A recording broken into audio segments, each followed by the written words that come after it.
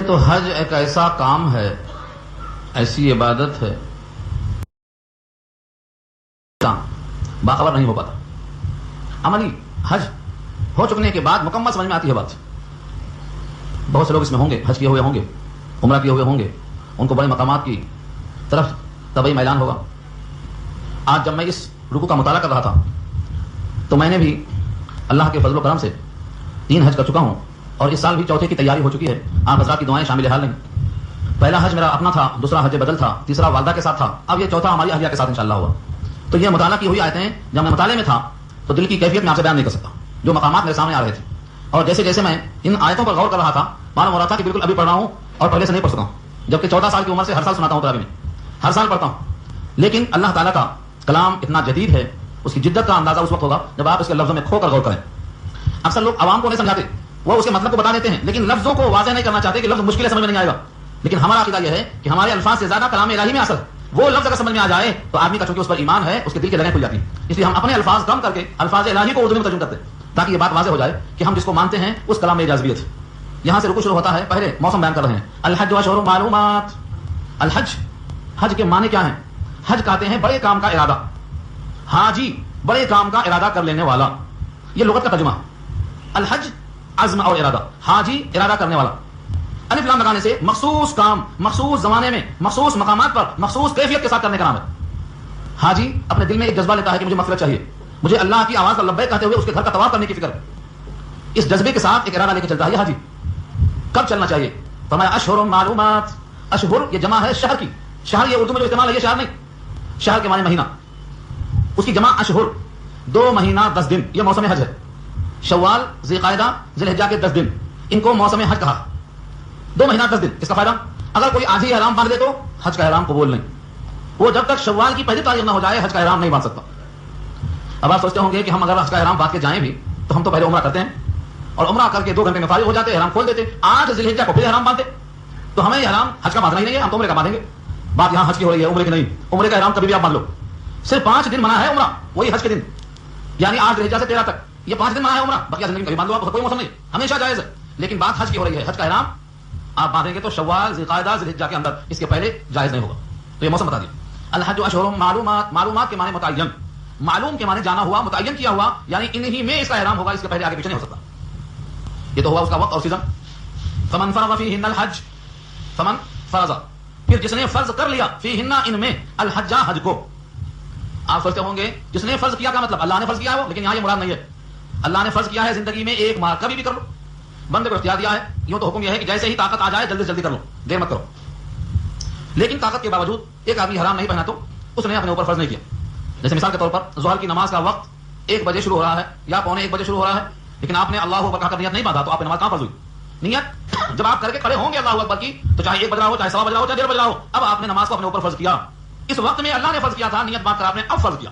یہ ہے مراد. اللہ نے تو فرض کر دیا ہے حج کو زندگی میں ایک مرتبہ، لیکن بندہ جب احرام باندھ لے تو بندے نے اب اس فرض کی تکمیل کا ارادہ کر لیا، یعنی اپنے اوپر اس عمل کو واجب کر لیا. احرام باندھ کر، نیت کر کے، اس کے وسائل کو جمع کر کے، سفر حج کو تیار کر کے، زاد اللہ کو تیار کر کے تیار کر لیا اپنے آپ. یہ یہاں مراد ہے. فمن فرض پھر جس نے فرض کر لیا، فیہن ان دنوں میں، الحج حج کو. احرام باندھ کر نیت کر لیا. احرام کس کا نام ہے؟ چادروں کا. اکثروں کا خیال یہ ہے وہ احرام چادروں کا نام نہیں ہے. چادر تو لباس ہے، محرم کا لباس چادر ہے. احرام اس کا نام ہے مجازی. حقیقت میں احرام نام ہے اس نیت و ارادے کا، چاہے عمرے کا ہو چاہے حج کا. جو اس نے ارادہ کیا ہے وہ ہے اصل احرام. یہ کپڑا کیا ہے؟ یہ اس کا ایک ذریعہ ہے، اس کا ایک لباس ہے، اس کی ایک علامت ہے، اس کی ایک وضاحت. اس کپڑے کا نام احرام نہیں ہے. آپ روزانہ 5 نماز میں 5 احرام بدل سکتے ہو، جائز ہے. ہر گھنٹے میں اترتے جاؤ، نئے پہنتے جاؤ، کون منع کرتا آپ کو؟ اس کپڑے کا نام احرام نہیں ہے. ہاں وہ جو نیت کیا ہے آپ نے، اللہم انی ارید الحج فیسرہ لی وتقبلہ منی، یہ ہے اصل احرام. یہ جو نیت ہے یہ احرام ہے. یہ لباس ہے محرم کا. محرم کیا پہنے؟ بغیر سلا ہوا کپڑا پہنے، سفید زیادہ بہتر ہے، سنت سے ثابت ہے، یہ لباس ہے اس کا. اب 3 کام منع فرمایا اللہ نے. حاجی کو معلوم ہے یہی 3 کام سامنے آتے ہیں وہاں، انہی کو منع کیا. امتحان کتنا سخت ہے. جس کتاب میں امتحان ہوتا ہے اس کتاب کو امتحان لکھنے والا دیکھنا چاہتا ہے تاکہ پرچہ حل ہو جائے. امتحان تبھی تو ہوتا. حاجی کے سامنے 3 چیز آتی ہے. یہاں تو خواتین کے لیے چہرہ چھپانا ہے فتنے کے خوف سے، اور وہاں چہرے پر کپڑا لگ جائے تو گناہ ہوتا. چہرہ کھلا ہوا ہے، چاہے وہ نوجوان عورت ہو یا بوڑھی ہو، چہرہ کھلا رہے گا. چھپانا ہے تو خاص ترکیب سے چہرے پر کپڑا نہ لگنے پائے، اندر کوئی چیز رکھ لے، اس طرح چھپا سکتی ہے. بہت کم ہے جو ایسا کر سکتی ہے وہاں، یا پھر پنکھا سامنے کر لے. اکثر و بیشتر چہرہ کھولنا پڑتا ہے. وہاں پر چہرہ کھولنے کا حکم ہے اور عام دنوں میں چہرہ چھپانے کا حکم ہے. تو اب جو چیز محل فتنہ تھی، محل کشش تھی، وہ تو وہاں ساتھ ساتھ ہے. وہی تو امتحان ہے. میرے ساتھ لبیک کہتے ہوئے آئے ہو, اللہ میں تیرے پاس حاضر ہوں, اب دائیں بائیں دیکھتے ہو یا مجھے دیکھتے ہو, یہی تو امتحان تھا. لبیک اللہم لبیک آ گیا, میں تیرا دیوانہ ہوں بولتا ہے, پھر دائیں دیکھ رہا ہے بائیں دیکھ رہا ہے. یہ عاشق مجازی ہے. یہ چہرے فنا ہونے والے ہیں, ان کا حسن زائل ہونے والا ہے, ان کو بنانے والا کتنا حسین ہے وہ دماغ میں لاؤ. یہ امتحان ہے. اللہ کہا فلا رفث ولا فسوق ولا جدال, 3 چیزیں. حاجی ان 3 کی پابندی کر لے تو اللہ کے حبیب فرماتے ہیں ایسا لوٹے گا جیسے ماں نے آج پیدا کیا, گناہوں سے پاک صاف ہو کے لوٹا. من حج للہ فلم یرفث ولم یفسق رجع کیوم ولدته امه, یہ آقا کا ارشاد ہے. جس نے حج کیا, رفث نہیں کیا, فسوق نہیں کیا, جدال نہیں کیا, تو وہ ایسا لوٹتا ہے جیسے اس کی ماں نے اسے آج جنا. بالکل معصوم, کوئی گناہ اس کے اوپر نہیں ہو سکتا, نام اعمال پورا کھل جاتا ہے. یہ 3 لفظ کو سمجھ لو, حاجی کو سمجھا لو. فلا رفث, رفث جائز نہیں. رفث کیا ہے؟ رے فے سا, 3 حرف کا نام رفث. رفث کا ترجمہ کریں گے آپ, عورت کے ساتھ بے حجاب ہونا, بے لباس ہونا. یہ رفث حالت احرام میں جائز نہیں. شارحین لکھتے ہیں کہ ایسی باتیں جو بے حیائی میں شمار ہوتی ہوں, جنسی میدان کی رغبت کا اظہار کرتی ہوں, وہ بھی شامل ہے اس میں. ایسی بات زبان سے ظاہر نہ ہو کہ یہ اللہ کو نہیں چاہتا ہے, کچھ اور چاہتا ہے. فلا رفث. ایک بات یاد آئی مجھے, اس سے تعلق نہیں ہے مگر مثال دے کے تعلق پیدا کرنا چاہ رہا ہوں. جب صحابہ کرام ہجرت کر رہے تھے, مکہ چھوڑ کے مدینے آ رہے تھے, ایک خاتون حسین تھی, وہ مدینہ آ گئی تھی. ان کا ایک چاہنے والا بےتاب ہو گیا مکے میں.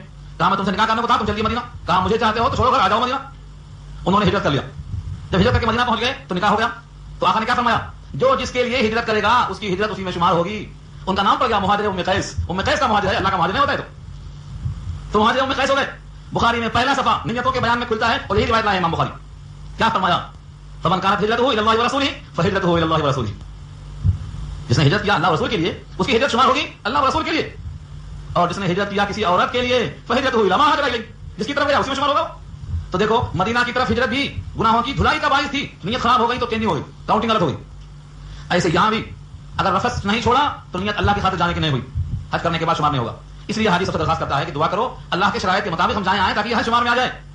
فلا رفث, بے حجاب ہونا جائز نہیں. ولا فسوق, جمع ہے فسق کی, فے سین قاف اس کا مادہ ہے. فسق کے معنی گناہ کی بات. گناہ میں کیا کیا آتا؟ پہلے نمبر پہ گالی. بہت سی چیزیں فسق میں آتی ہیں. وہاں مجمع ہوتا بھیڑ, بھیڑ میں کیا ہوتا؟ دھکا لگ گیا, ٹھوکا لگ گیا, دھکے لگا دیا, گر گئے. پانی کی بھیڑ, ہوٹل میں کھانے کی بھیڑ, زمزم کو بھرنے کی بھیڑ, جگہ جگہ کنکری مارنے کی بھیڑ. کیا ہوتا؟ گر جائیں گے, کچلے جائیں گے, دم نکل جائے گا. گالی نہیں نکلے گی, دم تو نکل جاتا حاجیوں کا, لیکن گالی نہیں نکلتی. سارا عالم پریشان ہے کہ ان کو کنٹرول کرنے کے واسطے کسی پولیس کی ضرورت نہیں پڑتی. یہ اپنی جان دے دے گا مگر گالی زبان سے نہیں دے گا, کیونکہ معلوم ہے گالی دیا تو فسوق میں آ جائے گا, پورا خرچہ لگا ہوگا. فسوق نہیں, موقع ہے گالی کا, نہیں دے گا. آگے گالی گلو سے آگے بات بڑھتی ہے تو ولا جدال, جدل کے معنی جنگ و جدال, ہاتھا پائی کی نوبت, دست و گریباں. یہ نوبت میں دیکھا نہیں. 30 لاکھ کا مجمع چند گھنٹوں میں گزرتا ہے رمیہ جماع سے, دب کے کچل کے مر جائے گا, لیکن جھگڑا نہیں کرے گا. اتنا بڑا رینا آتا ہے کہ ابھی سنبھال نہیں پاتا, لیکن کسی کی زبان سے گالی نہیں سنا آج تک میں نے, اور کسی کو دست و گریباں ہوتے نہیں دیکھا میں نے. بس صبر ہی صبر. اتنا بڑا صبر کا اور کوئی مقام نہیں ملتا ہوگا. انما یوفى الصابرون اجرهم بغیر حساب. اسی لیے ثواب کتنا رکھا اللہ نے, صابرین کو بغیر حساب دیا جائے گا. حساب ہی نہیں کریں گے اللہ اس کو, بس دیتے جائیں گے یہاں تک راضی ہو جائے وہ. یہ صابر کا اجر ہے. 3 شرطیں ہو گئی. یہ ترجمہ لفظ کیا میں نے, اس کو کھولیں گے آپ حدیثوں کے ساتھ, مسائل کے ساتھ, بہت لمبا نکلے گا. یعنی زبان سے, ہاتھ اور پیر سے, زبان کے علاوہ کسی اور عضو سے بے حیائی کا اظہار نہ ہو کہ اس کی توجہ غیر اللہ کی طرف نہ جانے پائے. فسق کی جتنی شکلیں ہیں, کیا کیا فسق ہے؟ سباب المسلم فسوق, مسلم کو گالی دینا فسق ہے, اور اس کا قتل کرنا کفر ہے, مومن کو قتل کرنا کفر ہے. یہ تمام چیزوں سے بچنے کا حکم کیوں دیا؟ کیونکہ حج میں ان سے سابقہ پڑنے والا ہے. عورتیں ساتھ ساتھ ہوں گی, رمیہ جمار میں بھی ساتھ ہوں گی, خواتین کا میلہ مینا کے میدان میں بھی ساتھ ہوں گی, عرفات کے میدان میں بھی ساتھ ہوں گی, مینا میں جہاں قربانی ہوتی ہے وہاں بھی ساتھ ہوں گی, طواف جہاں ہوتا ہے وہاں بھی ساتھ ہوں گی. آپ نے تو پتہ نہیں غور نہیں کیا ہوگا, طواف کرتے کرتے کرتے کرتے ایک دم سزا ہوتی ہے جو جہاں نہیں جاتا, دائیں عورت بائیں عورت, مگر یا تو عورت دیکھو یا تو حج دیکھ لو, دونوں نہیں ہونے والا ہے. اس لیے آدمی بڑا کیئرفل رہتا ہے, خود ہی بولتا ہے یا اللہ میں کہاں گیا, متوقع کو بولا بھائی ان کو ہٹا یہاں سے, خود بولا اشارہ کرتا متوقع کو, اور تو کو یہاں سے, کیونکہ اس کو خطرہ ہے میرا حج جاتا. تو آدمی اتنا فکر مند ہوتا ہے اپنے حج کے بارے میں کہ وہ سوچتا نہیں. اور یہ تو بلایا ہوا مہمان ہے. کس کا مہمان ہے؟ رحمان کا مہمان ہے. جتنے حجاج ہیں یہ ضیوف الرحمان ہیں, اور رحمان کے مہمان رحمان کے بلائے بغیر, رحمان کی مشیت کے بغیر رحمان کے گھر میں داخل کیسے ہو سکتے ہیں؟ اس لیے ان کے دل کی کیفیت بھی اللہ بدل دیتا ہے. ہم جب پہلے حج میں تھے الحسن ٹریول سے, تو اس نے ایسی گاڑی بک کر دیا جو گاڑی ان کے معیار سے اونچی تھی. پکڑ لیا راستے میں, سب کو اتارو بولا, کسی کو بھی نہیں آتی تھی, بندہ موجود تھا میں. میں نے کہا حبیبی نحن ضیوف الرحمان وعندنا نساء کثیر, ہم سب مہمان ہیں رحمان کے, ہمارے ساتھ عورتیں زیادہ ہیں, سامان اتارے کون چاہے کون, ارحم علی حالنا, اس نے کہا خلی سبھی چھوڑ دیا ذرا. تو ضیوف الرحمان سے وہ بہت کانپتے, رحمان کا مہمان ہے یہ, اس کو چھیڑنا ہوا رحمان کے مہمان کو اذیت پہنچانا ہے, چھوڑ دیا. حالانکہ وہ ضبطی کی لائق تھی, وہ بہت سخت ہے وہ, لیکن جہاں رحمان کا لفظ آتا ہے فوراً ٹھنڈے ہو جاتے ہیں ضیوف الرحمان. اور حاجی کتنا ہی غلطی کر جائے حاجی کو کچھ نہیں کہتے, بولتے ہیں حاجی رحمان کا مہمان ہے, خلی سبھی چھوڑ دو راستہ اس کا. بہرحال اچھے برے تو ہر جگہ ہوتے ہیں, ایسا نہیں ہے کہ وہاں پورے فرشتے رہتے ہیں, انسان وہاں نہیں ہوتے, ایسا نہیں ہے, وہاں بھی ہوتے, اور انسانوں میں شیاطین بھی ہوتے, ایسا نہیں ہے. لیکن بیشتر یہ ہے کہ وہاں برائے ہوئے منتخب لوگ آتے ہیں اور اللہ اس کا اکرام فرماتا ہے. ان 3 چیزوں سے بچ جانے والا اللہ کی نظر میں محبوب بنتا ہے. کیا فرمایا؟ فلا رفث ولا فسوق ولا جدال فی الحج. حج میں 3 چیزیں جائز نہیں. لیکن ترجمہ کیسا کیا؟ لا رفث، رفث نہیں، فسوق نہیں، جدال نہیں. مگر بولنا کیا ہے؟ رفث مت کرو، جدال مت کرو، فسوق مت کرو. ایسا بولا تھا نا. انداز بدلا ہوا ہے. راش کی آپ کو عربی آتی؟ یہ لب لہجہ معلوم ہوتا؟ مہمان سے کوئی کہتا ہے میاں ایسا مت کرو، نہیں، یہ مہمان کی نوازش کے خلاف ہے. فلا رفث، رفث نہیں ہونا چاہیے فرما رہے ہیں. حاجی رفث مت کر، نہیں، یہ انداز تخاطب غلط ہے. رحمان نے خیال کیا اس چیز کا. یہاں پر پورے مفسرین لکھتے ہیں یہاں پر فلا رفث کے معنی فلا ترفث کے ہیں، فسوق مت کر. لیکن انداز کیا ہے؟ فلا رفث ولا فسوق، جھگڑا نہیں، جدال نہیں، تو جھگڑا مت کر، یہ بولنا چاہ رہے ہیں. مگر ایسا انداز اختیار نہیں کیا. یہ اعزاز ہے. اس لیے بولتا ہوں کہ ابھی تھوڑا سیکھ لو، یہی سکھا دیں گے تھوڑا. ہر اتوار کو 2 لفظ لیا کرو. عربی بہت آسان ہے، لیکن عربی کسی کو آ گئی تو اللہ کا کلام سارے کلام سے ممتاز کیسے معلوم ہوگا؟ ایسا معلوم ہوتا ہے کہ اس سے اچھا جملہ بن نہیں سکتا. وما تفعلوا من خير يعلمه الله. یہ دیکھو ان تمام باتوں پر ایک ردہ ہے. یہ تو فسوق، جدال تمہاری شان سے بہت نیچے کی بات ہے جس کو روکا جا رہا ہے. تم تو کار خیر میں گئے ہو، تم جو بھی کار خیر کرو گے وہ اللہ جانتا ہے، سمجھ کر لو. تم لبیک کہتے ہو، اللہ جانتا ہے. تم نے حرام کے خلاف کیا ہے تو اللہ جانتا ہے. تم نے کسی کو کنکیوں سے دیکھا ہے، چور آنکھوں سے دیکھا ہے، دل میں وسوسہ آیا ہے، یعلم خائنۃ الاعین وما تخفی الصدور. جو سینوں کے راز ہیں، آنکھیں چوریاں کرتی ہیں، سب جانتا ہے. آنکھیں جو ہے کنکیوں سے دیکھتی ہیں. یعلم خائنۃ الاعین، آیت ہے جو پڑھ رہا ہوں، سمجھے کہ میرا شعر ہے، میرا شعر نہیں ہے. 24واں پارہ کھولو. یعلم خائنۃ الاعین، آنکھوں کی خیانت جانتا ہے وہ، چوریاں آنکھوں کی اور سینے کے راز جانتا ہے. سب کو تو ہے بے نیاز. کرو جو کرنا ہے، اتنا طے کر لو. وما تفعلوا من خیر، جو کہ تم خیر کرو گے یعلمہ اللہ، اللہ اس کو جانتا ہے. اب کرو جو کرنا. کیا کرتے؟ یوں سمجھو کہ ایک تمہیں دیکھ رہا ہے کہ تمہارا حاکم اصلی ہے. اب کیا کرتے؟ کرو. وتزودوا، اور توشہ لے کے چلو. تزود زاد سے بنا ہے. زاد کے معنی راستے میں کھاتے، توشہ، زاد راہ بولتے ہیں، راستے کا توشہ. یمن کے لوگ آتے تھے اس زمانے میں، کچھ بھی سامان لے کر نہیں آتے تھے. کوئی بولتا میاں راستے میں کیا کھائیں گے؟ تو بولتے تھے اللہ پر توکل، بھروسہ اللہ پہ. خالی ہاتھ آ گئے. اب خالی ہاتھ تو آ گئے، توکل زبان سے بول دیا، مگر کھانے کے وقت تو بھوک لگے گی نا. اب اندر جانا کچھ، پسٹن چلانا ضروری ہے. اب کیا چلے؟ تو اب دائیں دیکھ رہے ہیں، بائیں دیکھ رہے ہیں، سامنے دیکھ رہے ہیں، کوئی نہ کوئی دینا کہاں سے آئے گا؟ کیونکہ دنیا تو دارالاسباب ہے، اوپر سے تھوڑی بسائیں گے من اور سلوا. من اور سلوا اتارنے کا دستور نہیں رہا اس امت محمدیہ کے بعد. یہاں تو محنت کا دستور ہے. تو وہ آ کر لوگوں پر بوجھ بنتے تھے. اللہ نے کہا وتزودوا، توشہ ساتھ لے کے چلو. اور جہاں تک تم کہہ رہے ہو کہ تقوا ہے، تقوا توشہ لے کر نہیں جائیں گے. بہترین توشہ کیا ہے؟ سوال سے بچنا. وخیر الزاد فإن خیر الزاد التقوی. بہترین توشہ کیا ہے؟ تقوا، یعنی سوال سے بچنا. تقوا کے معنی بچنا. کس چیز سے بچنا؟ مانگنے سے بچنا. کیوں؟ سوال کرنا ذلت، سوال کرنے والا ذلت کا شکار یعنی ذلیل. اسی واسطے کہا اگر تمہارا گھوڑا چلنے کو تیار، تم بیٹھ گئے، ہاتھ سے کوڑا گر گیا، اٹھا کر دے دو، نہیں بولنا، اتر کے لینا. یہ کس کا ارشاد ہے؟ فرمایا سوال سے پرہیز کرو. وَإِن سَقَطَ صَوْتُكَ، اگر تیرا کوڑا گر جائے. کوڑا گرنے کا مطلب کیا ہے؟ گھوڑا چلنے کو تیار، اسپیڈ لینے والا ہے، دیکھا تو کوڑا نیچے گر گیا. اب اس کے بعد سے اترنا تو بڑے مہارے ہیں، بھائی ذرا اٹھا دو. کتنا آسان ہے بول دینا. فرمایا نہیں، اترو، اپنا کوڑا اٹھاؤ اور چلو. اتنا حکم دیا نبی صلی اللہ علیہ وسلم نے. تو السوال ذل، سوال کرنا ذلت ہے، بچنا لازم ہے اس سے. تم حج میں گئے ہو، اللہ کو غنی مانتے ہو اور راستے میں لوگوں سے مانگتے ہوئے کھاؤ گے، یہ اچھا نہیں ہے. خیر الزاد التقوی، بہترین توشہ ہے لوگوں سے سوال نہ کرنا. واتقونی یا اولی الالباب، اے عقل مندوں مجھ سے ڈرو. واتقونی، مجھ سے ڈرو. یا اے اولی والے، الباب لوگ ان کی جمع ہے، بھیجا، جنہیں بھیجا ہے. اگر کوئی آدمی بیوقوفی والا کام کرتا تو کیا بولتے ہیں؟ خفیف العقل ہے، دماغ میں بھیجا ہی نہیں، سردار بھی کا سایہ بولتے اس کو. کیوں بولتے؟ اندر مغز نہیں ہے. تو اللہ نے یہاں مغز والے کا اشارہ کیا ہے. اگر عقل ہے تو جس نے پیدا کیا اسے ڈرو. واتقونی یا اولی الالباب. اب سوال کا جواب ہے. حاجی زمانے جاہلیت میں مقام حج پر بازار لگتا تھا، کوئی خریدتا کوئی بیچتا. کیسے خریدتے کیسے بیچتے وہ الگ سوال ہے، یہاں لوگوں میں ٹائم خراب ہوتا. لیکن سوال تو ہے، وہاں بازاروں کے نام تھے. آج بھی بازاروں کے نام بہت ہیں. یہ اوکاز کیا ہے؟ بازار ہے. لجنا کیا ہے؟ بازاروں کے نام ہے. یہ اوکاز ہے، ذوالمجاز ہے، مجنا ہے، اور کیا کیا ایسے نام ہے. ان بازاروں میں حاجی خریدتا بھی بیچتا بھی، خریدتا بھی بیچتا بھی. اب اسلام آیا، حج تو اسلام سے پہلے ہوتا تھا نا، لیکن کیسا ہوتا تھا؟ ہمارا کیا تھا؟ طواف ننگے ہوتا، سیٹیاں مارتے ہوئے ہوتا، عورتیں ساتھ ننگے طواف کرتی، کپڑا مانگنے سے مل گیا تو پہن لیا، ورنہ ننگے پھرتی. وہ تو ان کا تھا سب. تو حج تو پہلے تھا. لیکن حالت اسلام میں جو حج ہے، حالت کفر کے حج سے کتنا بڑا فرق ہوا. تو اس زمانے میں بازار لگتا تھا، لوگ خریدتے تھے. جب اسلام آ گیا تو لوگوں کو شبہ ہوا کہ پتہ نہیں حج کرنے کے بعد فوری کاروبار کرنا منع ہے یا جائز ہے، اسلام کے خلاف تو نہیں ہے. لوگوں نے ہاتھ روک لیا. اس پر یہ آیت نازل ہوئی، لیس علیکم جناح ان تبتغوا فضلا من ربکم. تم پر کوئی حرج نہیں، تم پر کوئی گناہ نہیں یہ کہ تم تلاش کرو فضل اپنے رب سے. قرآن کریم میں جہاں بھی لفظ فضل آیا ہے بمعنی رزق آیا ہے. فضل کے معنی رزق تلاش کرو. فإذا قضيت الصلاة فانتشروا في الأرض وابتغوا من فضل الله. یہ کیا ہے؟ نماز جمعہ ختم ہو جائے منتشر ہو جاؤ، اللہ کا فضل تلاش کر لو. تو فضل کے معنی رزق کیا آتے ہیں، تم پر کوئی حرج نہیں.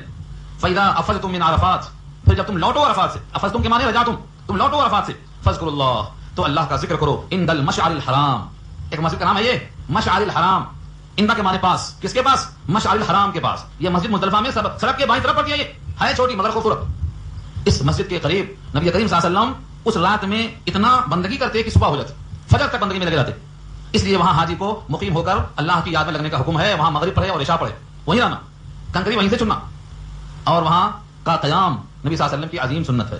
اگر مسجد کے قریب جگہ نہ ملے تو اس جگہ میں جہاں موقع مل جائے آج کل تو اتنا رش بڑھ گیا ہے کہ مزدلفہ اور عرفات اور مزدلفہ اور مینا مل گئے آپس میں، پہچاننا مشکل ہے، جہاں روک گیا اتر جانا، بورڈ لگے ہیں، دیکھنے کے بعد سمجھ میں آتا ہے مزدلفہ کے اندر نہیں پہنچے، باہر پڑے ہوئے ہیں، پھر پیدل چلنا، دیکھ لینا تھوڑا سا۔ بہرحال یہ مقام ہے ذکر کرنے کا، اور اللہ نے مثال کیا دی، وَاذْكُرُوهُ كَمَا هَدَاكُمْ وَاذْكُرُوهُ كَمَا هَدَاكُمْ، اس کی یاد کرو جیسا کہ اس نے تم کو ہدایت دے دی، راستہ بتلا دیا۔ نیچے اور سخت جملہ رہا ہے، جیسا تم اپنے آبا و اجداد کا ذکر کرتے ہو فخریہ، ایسا اللہ کا ذکر کرو۔ آج ہمارے پاس یہاں دادا کا ذکر چل جائے تو میرے دادا ایسے تھے، ویسے تھے، یہ تھے، وہ تھے، اب کیا تھے دیکھو، اب کیا ہے، تھے تو آبا وہ تمہارے ہی، مگر تم کیا ہو، ہاتھ پر ہاتھ دھرے منتظر پردہ ہو۔ ادھر سلطان بود میرا باپ بادشاہ تھا، تو آنچے تم کو کیا ہے، تمہارے ہاتھ میں کیا دیکھو۔ تو آبا و اجداد کے فخریات تشریح خوب چلتے، اللہ کا ذکر کرنا ہے تو بولتے چند لمحے کے بعد دل اکھڑ جاتا، مزے نہیں آتا اس میں، کیوں نہیں آتا؟ کیونکہ اللہ کی عظمت کے چرچے کم ہو گئے، اس کے احسانات یاد نہیں آتے، یہ یقین نہیں آتا کہ اس رب نے ہمیں کیا کیا دیا ہے، ہم کیا تھے کیا بنا دیا ہے، حقیر قطرے سے اشرف المخلوقات بنا دیا، جہنم کے لائق بن سکتے تھے لیکن جنت کے لائق بنا کر منتخب کر لیا، کسی بھی امت میں پیدا ہو سکتے تھے، محبوب کی امت میں پیدا کر دیا ہے، قرآن سے غافل ہو سکتے تھے، صاحب قرآن بنا دیا ہے، یہ کیا انعامات کم ہے اس کے؟ اللہ ذکر کرنے پہ آ جاؤ تو اللہ کی نعمتوں کو گن بھی نہیں سکتے ہو، شکریہ ادا کرنا بہت دور کی بات ہے، لیکن دادا کے چرچے ہوتے، بہو کی تعریف ہوگی، بیٹے کی تعریف کریں گے، سب کی تعریف ہوگی، اللہ کی کرتے ہوئے تک جاتے، وَاذْكُرُوهُ كَمَا هَدَاكُمْ، اس کا ذکر کرو اس وجہ سے کہ تم کو اس نے ہدایت دی ہے، وَإِن كُنتُم مِّن قَبْلِهِ لَمِنَ الضَّالِّينَ، اگرچہ تم اس سے پہلے گمراہ تھے، وَإِن كُنتُم، اگرچہ تم تھے، من قبلہ اس حقیقت حج سے پہلے، لمن الضالین، ولا ضالین پڑھتے سورہ فاتحہ میں، وہی ولا ضالین یہاں بھی ہے، ضالین یہاں بھی وہی ضالین، اس سے پہلے کیا تھے، قرآن نہیں جانتے تھے، ایمان نہیں جانتے تھے، اللہ نہیں جانتے تھے، گمراہی میں تھے، اس اللہ نے گمراہی سے نکال کر ہدایت دے دیا ہے، ایمان کی، قرآن کی، نبی کی پہچان دے دیا ہے، اب اس شکریہ میں تم اللہ کا ذکر کرو، وہاں پر کہاں، مزدلفہ میں۔ ثم افیضوا من حیث افاض الناس، ایک حکم خاص ہے قریش کے لیے، قریش اپنے کو ہمس کہتے تھے، تو سارے حاجی تو جاتے تھے عرفات تک، وہاں سے لوٹ کے آتے تھے، اور یہ اپنے فخر و غرور کی بنا پر مزدلفہ میں ٹھہر جاتے تھے، ہم کو آگے جانے کی حاجت نہیں ہے، ہم تو خصوصی نمائندے ہیں، ہم یہیں سے لوٹ جائیں گے میرا کو۔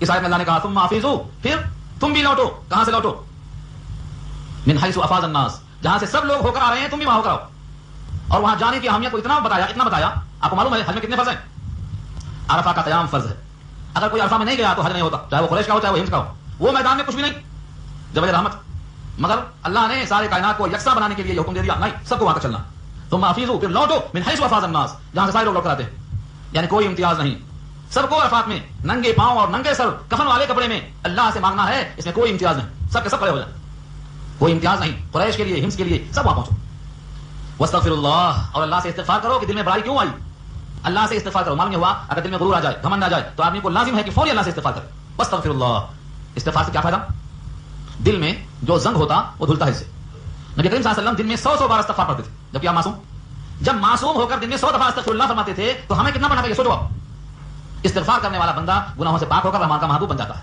استغفر اللہ کثرت سے کرو، دو چیزوں سے عذاب نہیں آیا مکے والوں پر، ان میں سے ایک استغفار ہے، سنا دو آئے تو بھی، وما لهم الا يعذبهم الله، وما لهم الا يعذبهم الله، اللہ ان کو عذاب کیوں نہیں دیتا، کیا وجہ ہے، کیا وجہ، فرمایا دو وجہ ہے، ایک تو مصطفیٰ ان میں موجود، میں کیسے عذاب دوں ان پر، جس شہر میں نبی موجود ہوں، نبی کی موجودگی میں کیسے میں عذاب دے سکتا ہوں، وانت فیہم،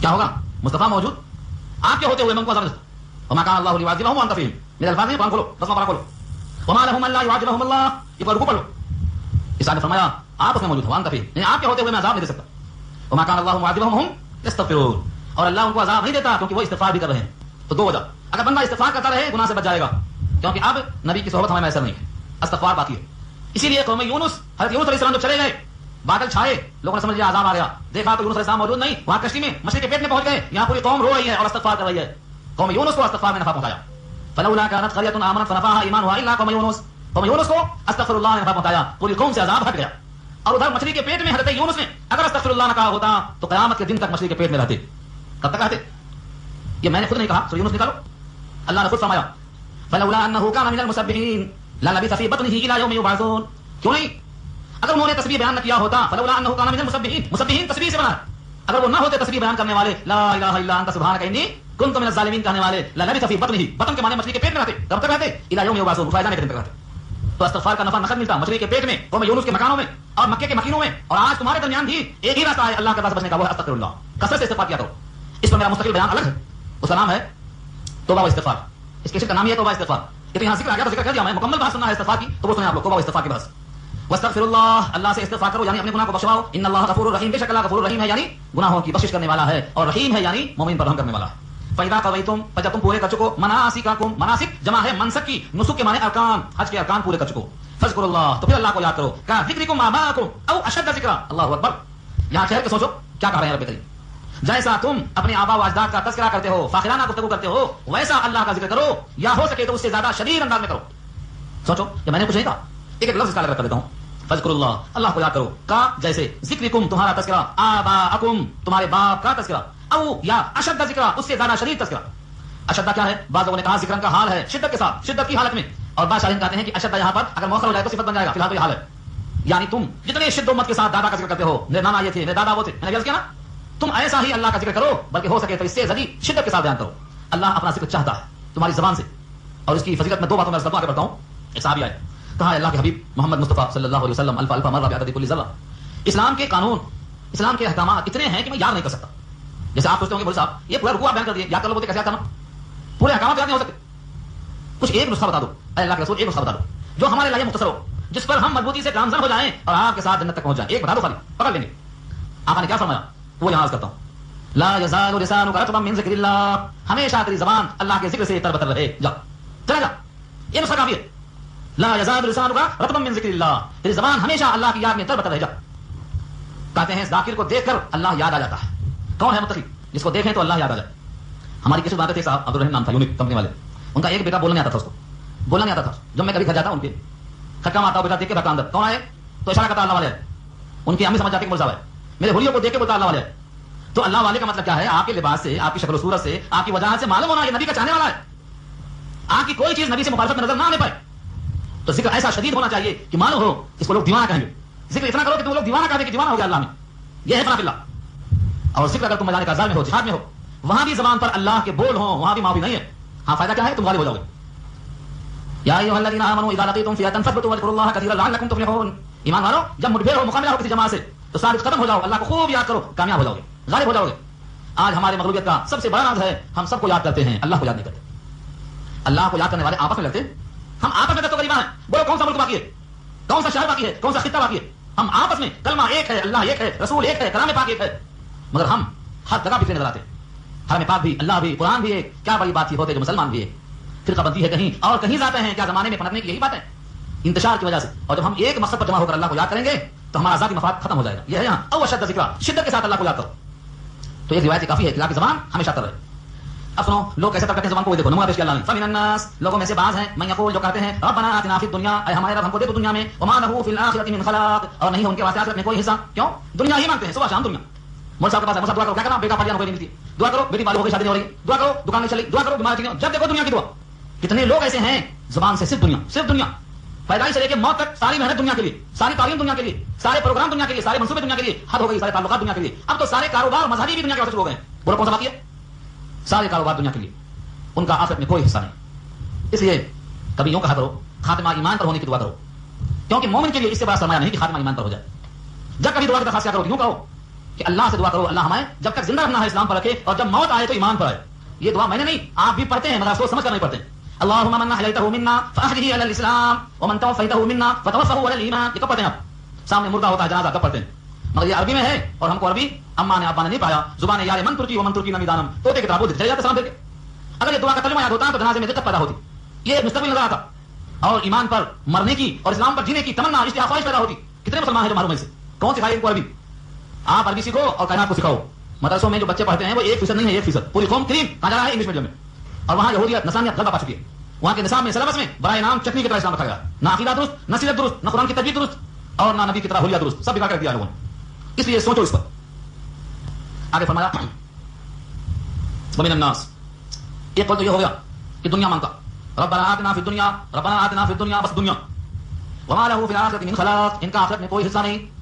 ومنهم من یقول، اور ان میں سے بعض لوگ یوں کہتے ہیں ربنا آتنا فی الدنیا حسنہ وفی الآخرۃ حسنہ وقنا عذاب النار. یوں کہتے ہیں. ہم سب تو اسی میں سے ہیں نا بھائی. نے سمجھا ترجمہ؟ بعض لوگ ہیں جو کہتے ہیں اے ہمارے رب دنیا میں بھلائی دے ہم کو اور آخرت میں بھی بھلائی دے ہم کو، وقنا اور بچا تو ہم کو عذاب النار، دوزخ کے عذاب سے. ہم بھی دعا کرتے ہیں نا. لیکن جب دعا کرتے ہیں دونوں نے بھلائی کی تو محنت دونوں طرف ہونا چاہیے. نہیں ایمانداری کی بات کرو کہ اتنا گھنٹہ تقسیم کر کے دنیا کی خاطر نکالو، اور جتنا آخرت کی ضرورت اور فکر ہے اپنے 24 گھنٹے میں سے اتنے حساب سے نکالو. آبادی کے تناسب سے مانگتے ہو تحفظات، ریزرویشن آبادی کے تناسب سے چاہیے. تو یہاں کی زندگی 60 سال کی ہے اور وہاں کی زندگی کبھی نہ ختم ہونے والی ہے. تو 24 گھنٹے میں سے 12 گھنٹے وہاں کے واسطے دو. کہاں دے رہے ہیں آپ؟ سارا 24 گھنٹہ جو سونے سے بچتا سب دنیا کے لیے. تو دونوں میں مانگتے ہیں مگر دونوں کے لیے محنت نہیں کرتے ہیں. اللہ فرماتے ہیں اولئک لہم نصیب مما کسبوا، وہی لوگ ہیں کہ ان کے لیے حصہ ہے ان میں سے جو انہوں نے کمایا. دیکھیں آپ لفظ کمائی کی بات آئی، مانگ تو دونوں رہے ہیں لیکن ہم دیکھیں نصیب مما کسبوا، ان کے لیے حصہ ہے جو انہوں نے کمایا. جتنی نمازیں پڑھی وہ ان کا حصہ، جتنے روزے رکھے ان کا حصہ، تلاوت جتنا کی ان کا حصہ، نیک کام جتنا کیا ان کا حصہ، عربی کتنا پڑھا اس کا حصہ. نصیب مما کسبوا، جو انہوں نے کسب کیا اعمال خیر کرتے کرتے نصیب نصیب ان کا حصہ ہو. اب آپ کا حصہ کتنا ہے شکوہ نہیں کرنا کل کی تاریخ میں قیامت کے میدان میں، جو یہاں کمائیں گے وہاں ملے یہ فرمایا اللہ نے. اور آگے سنو، سوچتے ہوں گے ابھی تو شباب ہے، ابھی تو جوانی ہے، ابھی تو موچیں کالی کالی آئی ہیں، جب بڑھاپا آئے گا جب دیکھا جائے گا. یہی سوچتے سوچتے بوڑھے ہو گئے اور بوڑھے اسی میں پختہ ہو گئے، بدلنے کا نام نہیں لیتے، جو کرتے چلے گئے. اللہ فرماتے ہیں یہ مت سمجھو کہ بہت دن باقی ہے. اولئک لہم نصیب مما کسبوا واللہ سریع الحساب، اللہ جلد حساب لینے والا ہے. کتنا جلد؟ سانس بیٹھے بیٹھے رک گئی تو حساب شروع. یہ مت سمجھو کہ بہت دن باقی ہے، بس آپ بیٹھے ہیں سانس رک گئی تو کیا ہوگا؟ حساب شروع. جو مرا قیامت قائم، من مات فقد قامت قیامتہ، حساب شروع ہو جاتا ہے اس کا. اور یہاں جو مراد ہے حدیث میں سارے دنیا کے انسانوں کا حساب آدھے دن میں اللہ ختم کر دیں گے. آدھا دن کون سا؟ آخرت کا نہیں، دنیا کے آخرت کے دن میں. دنیا کا دن کتنا ہوتا؟ ہاں دیکھے دیکھے تو ختم. دنیا کے آدھے دن میں، اگر دنیا کا دن فرض کرو 12 گھنٹے کا ہے تو 6 گھنٹے میں، 6 گھنٹے میں دنیا میں جتنے انسان آدم سے لے کر قیامت تک پیدا ہوں گے اور مریں گے ان سب کا حساب کتنے گھنٹے میں ہوگا بھائی؟ 6 گھنٹے میں. یہ میں نہیں کہہ رہا ہوں، یہ حدیث ہے، آقا کا فرمان ہے. اور اسی آیت کی تشریح میں لکھا ہے واللہ سریع الحساب، اللہ جلد حساب لینے والے ہیں. حساب دینے کو لمبا بتانے چاہیے. واذکروا اللہ فی ایام معدودات، کتنا ہو گیا؟ واذکروا اللہ فی ایام معدودات، اور یاد کرو اللہ کو چند دن میں. ایام یوم کی جمع ہے، معدودات گنتی کے چند دن. اس سے مراد کیا ہے؟ حاجی کا بیان چلانا. مینا میں ہے حاجی اللہ کو یاد کرتا ہے. کیسے؟ آپ بھی حاجی کی نقل کرتے نہیں کرتے؟ یہاں 9 ذی الحجہ کی 9ویں تاریخ فجر سے شروع کر دیتے نا تکبیر، اور 13ویں کی اثر تک چلتی ہے. وہی ہے واذکروا اللہ فی ایام معدودات، گنتی کے چند دن ہیں تکبیر تشریف کہو. تو حاجی کی بات یہ حکم ہے، ہم جو یہاں تکبیر تشریف کرتے ہیں اسی حاجی کی نقل ہے. اور حاجی بھی کیوں کرتا ہے؟ وہ بھی ایک لمبی کہانی ہے. ابراہیم کی قربانی کی تاریخ پڑھ لینا. ہاجرہ کے فرزند اسماعیل کو شیطان روکتا ہے، آگے نہیں بڑھنے دیتا ہے، تکبیر کہہ کے اس کو بھگا دیتے ہیں. اور جو خواب میں دکھایا گیا ہے، خواب میں ذبح کرنے کو بتایا گیا ہے، یہ پورا واقعہ ایک مستقل کہانی ہے، مستقل تاریخ ہے. میں ان چند ٹکڑوں میں اس کو سنانا نہیں چاہتا ہوں، آپ اس کو مستقل سنیں. اس کو میں نے مستقل بیان کیا ہے قربانی کے مسائل کے عنوان سے. ابراہیم و اسماعیل کی زندگی 1 گھنٹے کا بیان مستقل ہوئے. تو آپ یاد رکھیں کہ یہ تکبیر تشریق انہی کی یادگار میں ہے. اب اگر کوئی 12ویں تاریخ کو مینا سے بھاگ کے مکہ آ جائے تو جلدی ہو گئی مگر جائز ہے. اور اگر غروب آفتاب تک ٹھہر گیا تو 13ویں کو کنکری مار کے پھر مکہ آ سکتا ہے. دونوں جائز. دیکھ لو آیت پڑھ لو. فمن تعجل، جس نے عجلت کر دیا فی یومین 2 ہی دن میں، فلا اثم علیہ، اس پر کوئی گناہ نہیں. یعنی 12ویں کو کنکری مار کے مکہ سے مکہ آ سکتا ہے. ومن تاخر، اور جس نے مؤخر کیا اس کو 13ویں تک صبح کنکری مار کے آنا چاہتا، فلا اثم علیہ، اس پر بھی کچھ گناہ نہیں. شرط کیا ہے دونوں کے لیے؟ لمن اتقى، دل میں تقوی ہو. لمن اتقى، جس میں اللہ کا خوف. واتقوا اللہ، اللہ سے ڈرو. واعلموا، اچھی طرح جان لو، انکم الیہ تحشرون، کہ بے شک تم سب اسی کی طرف جمع کیے جاؤ گے. تم سب ایک دن اللہ کے سامنے جمع کیے جاؤ گے. اللہ ہوں گے اور تم ہوگے، تم سب جمع ہوگے. لیکن جب باری آئے گی تو تنہا ہوگے. جیسے قبر میں بیوی نہیں آتی، نہ اولاد آتی، نہ سامان آتا، نہ جائیداد آتی، تنہا. اے اللہ قرآن کریم کے انس کو میری قبر میں مونس بنا دے. یہ دعا کرتے ہیں نبی صلی اللہ علیہ وسلم کی طرف. اللہم انس وحشتی فی قبری، اللہم ارحمنی بالقرآن العظیم. اے اللہ میری قبر میں قرآن کریم کو مونس و غمخوار بنا دے. اے اللہ قرآن کریم کے دوپہر میں مجھ پر رحم فرما دے، کیونکہ قبر میں کوئی نہیں، ہم ہیں، ہمارا عمل ہے. اور کون ہے؟ وہی ذات ہے جس کی طرف تم سب کو جمع ہونا ہے. اس سے ایسے تعلق پیدا کر لو کہ قبر میں کسی کی فکر نہ رہے. تعلقات کیسے ہوں گے؟ اس کا چرچا کرو، اس کا ذکر کرو، اس کی محبت کی باتیں کرو، اس سے معافی تنافی استغفار کی شکل میں کرو، اس کے حبیب کو یاد کرو، اس کے کلام کو پڑھتے ہوئے اپنی اصلاح کرو. یہ سب طریقے محبت کرنے. ومن الناس من يعجبك قوله في الحياة الدنيا ويشهد الله على ما في قلبه وهو ألد الخصام. اللہ اکبر. ثبوت دیا اللہ نے. بعض لوگ ایسے میٹھی باتیں کرتے ہیں کہ معلوم ہوتا ہے یہ بہت آقا چاہنے والا ہے، چاہتا، حالانکہ دل میں ایسا نہیں ہوتا. ومن الناس، اور لوگوں میں سے بعض، من يعجبك، وہ ہیں جو آپ کو اچھے لگتے ہیں، بھلے لگتے ہیں، قوله، یعنی اس کی بات، فی الحیات الدنیا، دنیا کی حیات میں. یہ کوشش لگایا دنیا میں اس واسطے اچھا لگتا ہے کہ اندر چھپا رکھا ہے، ہم کو نہیں معلوم ظاہر اندر ہے. قیامت میں یہ ظاہر کھل جائے گا، اس لیے وہاں آپ کو اچھا نہیں لگے گا. یہ کون ہے؟ اخنس بن شریق ہے.